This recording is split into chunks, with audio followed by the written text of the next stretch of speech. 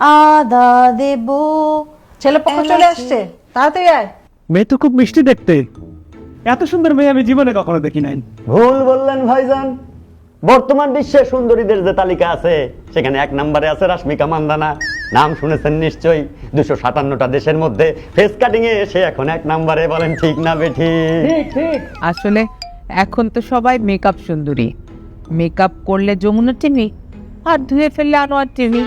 আপা, আমার মা জননী কিন্তু খুব সুন্দর গান করে, সবার একটা গান শুনে দাও না।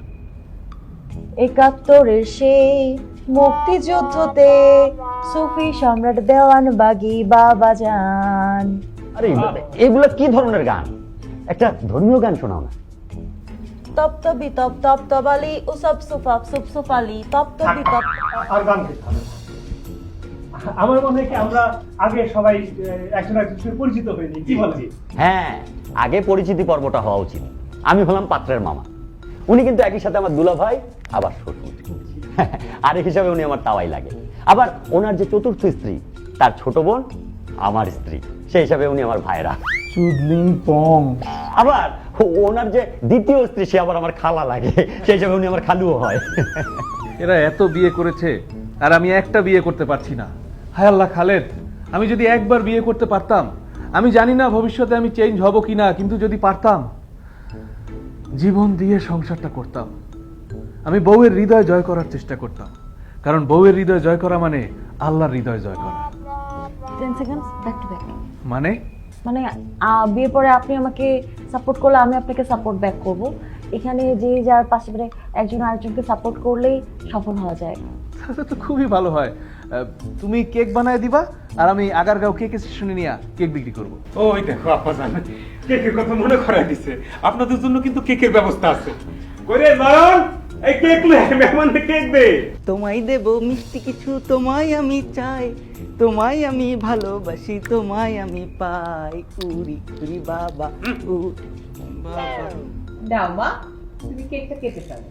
কেকটা কাটার আগে আর একটা গান শোনে। না না না, আর গান না না শোনাই। ইনানসে ফখরুল দাদা বইসা রইছে তসলিমা, কাটবো আমি তাহমিনা, দর্শকে খাবে মজা করিয়া, হাই দর্শকে খাবে মজা করিয়া। কেকটার দাম কত? 500 টাকা। আমি আপনাকে 5000 টাকা দিব, আপনি এটা খেয়ে দেখাবেন। এটা তো আমি সবার জন্য বানাইছি, আমি খাবো কেন? দেখেন মামা, এই কেকের দাম 500 টাকা, আমি ওনাকে 5000 টাকা দিব, তাও যদি উনি না খায় তাহলে কি বোঝা গেল কেকের মধ্যে ভেজাল আছে? জি অবশ্যই। আরে আমি খাচ্ছি। ওই কিরে, ওই কিরে, ওই কিরে, মধু মধু মধু, রসমালাই রসমালাই। মা, তুমি রান্না করতে পারো তো? আমার ছেলেটা খুব ভোজন রসিক। না না না না, রান্না করা লাগবে না। আমি তো রাতে এমনিতেই অনেক লেট করে খাই, কাজটাজ থেকে ফিরতে দেরি হয়ে যায়। তখন ওই 300 ফিটে নীলা মার্কেট বলে একটা জায়গা আছে, ওইখানে খুব ভালো হাঁসের মাংস পাওয়া যায়। হাঁসের মাংস আমার আবার খুব পছন্দ। ওইটা বেশি দেরি হয়ে গেলে মাঝে মধ্যে বন্ধ হয়ে যায়, তখন মাঝে মধ্যে ওয়েস্টিনে গিয়ে নাস্তা করি। দেখেছো বিয়ে হওয়ার আগেই কেমন বউয়ের পক্ষ নিয়ে কথা বলছে। আসলে এটাই আমার পারিবারিক শিক্ষা। ছোটবেলা থেকেই আমার বাবা আমাদেরকে আপসহীন দেশনেত্রী বেগম খালেদা জিয়ার আদর্শে বড় করেছেন। মেয়ে আমাদের খুব পছন্দ হয়েছে, কিন্তু আমাদের পছন্দই ফাইনাল নয়। আমাদের একজন লিডার আছেন, উনি দেশের বাইরে থাকেন, উনি মেয়ের সাথে ভিডিও কলে কথা বলবেন। জি জি জি, হ্যাঁ। আসসালামু আলাইকুম। সামনে তোমার বিয়ে আছে, তুমি তোমার আব্বু আম্মুকে বলবে আঙ্কেলের সাথে আমার কথা হয়েছে, কবির আঙ্কেল বলেছে তাদের ভাতিজার সাথে যদি আমার বিয়ে হয় তাহলে তারা আমাকে এইভাবে এইভাবে ভালো রাখার ব্যবস্থা করবেন। তারপর তুমি তোমার চাচা চাচি বাবা মাকে কনভিন্স করে ফেলবে যাতে বিয়েটা হয়। আর যদি আমাদের ছেলে খারাপ হয় তাহলে তুমি ডিভোর্স দিয়ে দিও, হয়ে গেল। কবির রহমান জানেন নাকি আজকের বিয়ের নায়ক আপনি? আমাদের তো মেয়ে পছন্দ হয়েছে। মা, তোমার কিছু জিজ্ঞেস করার আছে ছেলেকে? আপনার শার্টটা অনেক সুন্দর, আপনাকে খুব হ্যান্ডসাম লাগছে। এটা বেজলাইনের শার্ট না? হ্যাঁ, এই শার্ট আমি যখন প্রথমবার পরছিলাম আমার স্টাইল লুক পুরো চেঞ্জ হয়ে গেছিল। মানে এত সুন্দর লাগছিল। আমার আব্বার যখন ইন্ডিয়াতে অপারেশন করাতে নিয়ে গেছিলাম তখন ইন্ডিয়াতে এত সুন্দর শার্ট আমি দেখি নাই। আল্লাহ, বেজ লাইনের শার্ট কত সুন্দর। আচ্ছা আচ্ছা ঠিক আছে। তোমার কি আর কোনো প্রশ্ন আছে মা? আমি বিয়ের পরে চাকরি করতে চাই। ভালো কথা, করবা। হ্যাঁ, এখন তো মেয়েদের কর্মঘণ্টা 5 ঘন্টা করা হচ্ছে। সকালে অফিসে গেলে দুপুরে বাসায়। হ্যাঁ, তবে চাকরি না করে বাসায় থাকলে সম্মানিত করা হবে। আমি ঘর থেকে সম্মান চাই না, আমি বাইরে গিয়ে সম্মান এবং কাজের উপযুক্ত পরিবেশ চাই। কাজ করতে চাও, খুবই ভালো কথা। তোমার পড়ালেখা কত দূর? আমি ইকোনমিক্স অনার্স করেছি, এখন মাস্টার্স চলছে ওয়াও, নাইস। জাহাঙ্গীরনগর ইউনিভার্সিটি। ছি ছি। কি ব্যাপার, আপনার কি হলো? আমি জাহাঙ্গীরনগরে প্রথমে ছিলাম, চান্স পেয়েছিলাম প্রথমে সেখানে দেখেছি সকালবেলা কুলি করতেছে মদ দিয়ে, ছাত্র পিটাচ্ছে শিক্ষককে। বলেন ঠিক কিনা? ঠিক ঠিক। থাকবে না, এই মেয়ে থাকবে না। মোহাম্মদ ইউসুফ, কি জবাব দেবেন আপনি? আমি আবারও বলছি, এই বিয়ে টিকবে না। এই মোহাম্মদ ইউসুফটাকে? ইউসুফ আমার সম্বন্ধী, আবার আরেক সম্পর্কে উনি আমার খালু হয়। আরে ভাই একটু চুপ করেন তো। আপনার কথা শুনে মনে হইতেছে দুনিয়ার সবাই আপনার কিছু না কিছু হয়, এমন জায়গায় জায়গায় বিয়ে করে রাখছেন। আচ্ছা ঠিক আছে, এখন খোঁজ গল্প পরে হবে, কথাবার্তা আমরা পরে বলবো। খাবারের সময় হয়ে গেছে, আসেন খাওয়া দাওয়া করবেন। আপনাদের জন্য অনেক খাবার রান্না করেছিলাম, কিন্তু সকালে আমার ছেলে স্বপ্নীলের বন্ধুরা এসে সব খাবার খেয়ে ফেললো। আমার গরিবের মুখে এক টুকরা গরুর গোস্ত আর সাথে ঝোল আর আলু আনলিমিটেড, যা যত লাগে নিয়ে খাইবেন। মাছ আছে তো, মাছ আনতে বলো। এই জিল্লো, মাছ দে। আমি গরিব মানুষ, বেশি কিছু খাওয়াতে পারলাম না, কিন্তু মনে করেন না আমি আপনার চেয়েও গরিব। আপনি তো তবু আমাকে মাছ মাংস খাওয়াতে পারতেছেন, আমি তাও পারি না।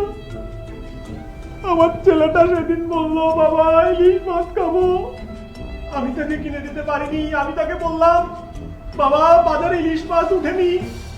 আমি তাকে একটা পাঙ্গাস মাছ কিনে দিয়ে বললাম, খা, এটা ইলিশ মাছ। আপনার চেয়ে আমি বেশি গরিব। ওদিন আমার ওয়াইফ আমাকে বললো, কতদিন ঘরে বসে আছি, চল একটু ঘুরতে যাই। আমি কত ছলনা করলাম আমার ওয়াইফের সাথে, আমার পকেটে একটা টাকাও নাই, আমি বুঝতে পারলাম না। আমার ওয়াইফ আমার মানি ব্যাগ চেক করলো, দেখ আমার মানি ব্যাগে মাত্র 80 টাকা আছে। আমার ওয়াইফ অদরে কেঁদে ফেললো, বললো ঘুরতে যাওয়ার দরকার নাই। আচ্ছা আচ্ছা ভাই, ঠিক আছে, আমরা খাওয়া শুরু করি। আসো তো। শুরু করেন। বাবা তুমি তো কিছুই খাচ্ছ না। জানো, আমি যখন বিদেশে ছিলাম, আমার কপিলের ছেলে, মনে করো তোমার বয়সী, 3-4টা ষান্ডার মাংস এক বছর শেষ করে দেয়। দিয়ে নে, দেশি মুরগির মাংস। না, এটা তো দেশি মুরগি না, এটা পাকিস্তানি মুরগি। না না, দেশি। দেখেন না, আপনি বললে তো হবে না। আরে তুমিও জানো, আমিও জানি, এই মুরগি পাকিস্তানি। তুমিও জানো, আমিও জানি, এই মুরগি পাকিস্তানি। থাক থাক থাক থাক থাক থাক। পাকিস্তানি হানি আমির বাংলাদেশ আইলে আপনারা খুশি হন, আর পাকিস্তানি মুরগি খেতে সমস্যা কি? এই হানিয়া আমিরটা কে? আরে হানিয়া আমির, ও একই সাথে আমার শালিকা এবং আমার চাচি, আমার তৃতীয় স্ত্রীর বোনের জামাই। মামা খাবেন না, চুপচাপ খাবার খান। তাহলে ও কথাই থাকলো, মেয়ে আমাদের পছন্দ হয়েছে আলহামদুলিল্লাহ। তাহলে আমাদের দিক থেকে বিয়ে ফাইনাল। তোমার কোনো মতামত আছে? এই রায়ে আমি কষ্ট পেয়েছি, সেজন্য আমি ক্ষুব্ধ। আমার ভেতরে কষ্ট লালন করতেছি, এর বেশি আমার আর কিছু বলার নাই। মা, তোমার এই বিয়েতে মত আছে তো? আমি সবসময় চেয়েছি একজন রুচিশীল পুরুষকে বিয়ে করতে। ওনার পড়ানো বেজলাইনে ছাড় দেখে আমি বুঝতে পেরেছি ওনার চয়েস ভালো।